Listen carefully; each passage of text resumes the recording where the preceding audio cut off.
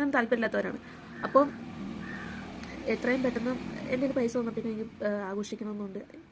അങ്ങനെ ഇരുന്നപ്പോൾ പുള്ളിക്കാരൻ കയറി വന്നിട്ട് പറഞ്ഞു, നീ എന്താ, നിനക്ക് പണിക്കൊന്നും പോകണ്ടേ, നീ എന്താ ഇങ്ങനെ ഇരിക്കണം, നീ എവിടെയൊക്കെ വർക്ക് ചെയ്തിട്ടുണ്ട്, നീ എന്താണ് വെക്കാത്തതെന്നൊക്കെ പറഞ്ഞിട്ട്. അപ്പോൾ ഞാൻ പറഞ്ഞു, ഞാൻ ആദ്യമൊക്കെ ഒന്ന് രണ്ടു ഒക്കെ മനസ്സുമായിട്ട് ചേട്ടാ ഞാനിപ്പോൾ എനിക്ക് രജിസ്ട്രേഷൻ കഴിഞ്ഞിട്ട് എവിടെയും കയറാൻ പറ്റില്ല, അതാണ് ഇതാന്നൊക്കെ പറഞ്ഞു. പക്ഷേ പുള്ളിക്കാരൻ പിന്നെ റേസ് ആയിട്ട് ഓരോന്നൊക്കെ ചോദിച്ചാൽ ഞാൻ പറഞ്ഞു, പൊന്നു ചേട്ടാ എന്തിനാ ചൊറിയാൻ വരുന്നത് എന്നൊക്കെ പറഞ്ഞു. അപ്പോൾ പുള്ളിക്കാരൻ പറഞ്ഞു, എടാ ഞങ്ങളുടെ വീട്ടിലുണ്ട് പെണ്ണുങ്ങൾ, നിങ്ങൾ ഇവളെ പോലെയൊക്കെയാണ് വളർത്തുന്നത് എന്ന് വെച്ചാൽ പെണ്ണുങ്ങളെ പോലെ വളർത്തണം, അല്ലാതെ അടക്കി ഒതുക്കി വളർത്തണം എന്നൊക്കെ പറഞ്ഞിട്ട് അച്ഛനിക്ക് വരുന്നത് പറഞ്ഞു. അച്ഛൻ വന്നിട്ട് എനിക്ക് ചൂടായി. എൻ്റെ പിറന്നാളായിട്ട് ഞാൻ കരഞ്ഞു, ഞാൻ നന്നായിട്ട് കരഞ്ഞു. അപ്പോൾ ഞാൻ ഓർത്തു, ദൈവമേ നീ എനിക്ക് മനസ്സമാധാനം തരത്തില്ലേ. ഞാൻ ഓർത്തു, ശരിക്കും പറഞ്ഞാൽ ഞാനൊരു നേഴ്സാണെങ്കിലും ഞാൻ നേഴ്സ് ആവാൻ വിധിക്കപ്പെട്ടവളാണെന്ന് ഞാൻ എപ്പോഴും വിചാരിച്ചിട്ടുണ്ട്. എന്നുവെച്ചാൽ ആ കാര്യത്തിൽ എനിക്ക് വലിയ നോളജൊന്നുമില്ല. എവിടെ പോയാലും ഒരു 2-3 മാസത്തിനുള്ളിൽ ഞാൻ നിർത്തിപ്പോരും. എനിക്ക് എന്തെങ്കിലുമൊക്കെ ഇഷ്യൂസൊക്കെ ഇവിടെ ഉണ്ടാവും. ഞാനിപ്പോൾ തന്നെ ഹരിയാനയിൽ പോയപ്പോഴും അവിടുത്തെ ആൾക്കാർ ഓരോന്നൊക്കെ ആയിട്ട് പറഞ്ഞു, ഭാഷ അറിയത്തില്ല, അതാണ് ഇതാണെന്നൊക്കെ പറഞ്ഞിട്ട് കരഞ്ഞു പോയിട്ടുണ്ട്. 1 മാസം ഞാൻ അവിടെ പോയാണ് ഞാൻ ഏറ്റവും കൂടുതൽ സന്തോഷിക്കാൻ തുടങ്ങിയത്.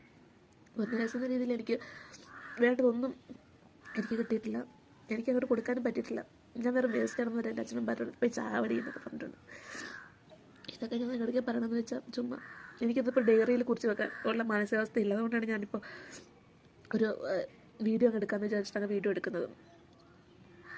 ശരിക്കും പറഞ്ഞാൽ ഞാനിപ്പോൾ ഓർത്ത് കരയുമായിരുന്നു, ഞാൻ വെറും വേസ്റ്റാണ് ദൈവമേ, ഞാൻ എന്തിനാണ് ഇങ്ങനെ നേഴ്സാക്കിയത്. ആ ചേട്ടനും അച്ഛൻ ഇവളെ നേഴ്സാക്കാൻ വേണ്ടിയാണ് എനിക്കത് കടം മേടിച്ചായിട്ട് നീ ഇതൊരു താമസിക്കുന്നൊക്കെ പറഞ്ഞിട്ട്. അപ്പോൾ ഞാൻ ഓർത്ത് ദൈവമേ, ഞാൻ പറഞ്ഞിട്ടാണ് ഇവരൊക്കെ നേഴ്സാവണമെന്ന് പറഞ്ഞാൽ ഞാൻ പോയി നേഴ്സായി, അല്ലാതെ ആഗ്രഹത്തിൻ്റെ പുറത്തൊന്നുമല്ല. എന്നിട്ടും ആൾക്കാർ കടം കൊടുക്കാനുള്ളവരാണെങ്കിലും പറഞ്ഞ് ഞാൻ കാരണമാണ്. ഞാൻ പറഞ്ഞു, ഞാൻ എന്തിനാണ് ഇങ്ങനെ, എനിക്ക് മടുത്ത്.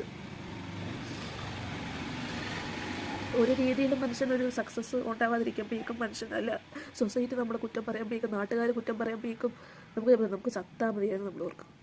ശരിക്കും പറഞ്ഞാൽ പല രീതിയിൽ നമ്മൾ കഷ്ടപ്പെടുത്തുന്നുണ്ട് ജീവിക്കാൻ വേണ്ടി, പക്ഷേ നമ്മളെ കൊണ്ട് ഒന്നിനും പറ്റാതെ ആകുമ്പോഴേക്കും നമ്മൾ ഓർക്കും ചത്താൽ മതിയായിരുന്നു. അത് വല്ലാത്തൊരു സിറ്റുവേഷനാണ്. അതുകൊണ്ട് മാക്സിമം നമ്മൾ നമ്മുടേതായ ലൈഫിൽ നന്നായിട്ട് ജീവിക്കാൻ ശ്രമിക്കുക. ഞാനൊരു നല്ല നേഴ്സല്ലായിരിക്കും, പക്ഷെ നല്ലൊരു കോണ്ടന്റ് ക്രിയേറ്ററാണ്, നല്ല ഹ്യൂമൻ ബീങ് ആണ്, അതെനിക്ക് നല്ലപോലെ അറിയാം. ഒരു നേഴ്സാവാൻ പറ്റുമെന്നൊന്നും എനിക്കറിയത്തില്ല, പക്ഷേ ഞാൻ എൻ്റെ ജീവിതത്തിലും ഞാൻ മുന്നേറാൻ ശ്രമിച്ചേ എന്നെ കൊണ്ട് പറ്റത്തുള്ളൂ. ഞാൻ വെറും ഒന്നിനെ കൊള്ളാത്തതാണ് എൻ്റെ വീട്ടുകാർ തന്നെ പറയുമ്പോൾ നമുക്ക് എന്താ പോലെ. ആ സമയത്ത് നമ്മുടെ ജീവിതത്തിൽ പോലും നമുക്കത് സപ്പോർട്ട് ചെയ്യാനില്ലാതെ ആകുമ്പോഴേക്കും ഒറ്റ ആൾക്കാരുണ്ടാകത്തില്ല, നമ്മൾ ഒറ്റക്കാണ് നമ്മൾ മനസ്സിലാക്കുമ്പോഴേക്കും അതിന് വലിയ ഒരു മോട്ടിവേഷൻ നമുക്കൊന്നും ഉണ്ടാകത്തില്ല. നമുക്ക് നമ്മളേ ഉള്ളൂ, എത്ര ദൂരം പോയാലും നമുക്ക് നമ്മളേ ഉള്ളൂ. അത് നിങ്ങളെല്ലാവരും മനസ്സിലാക്കും.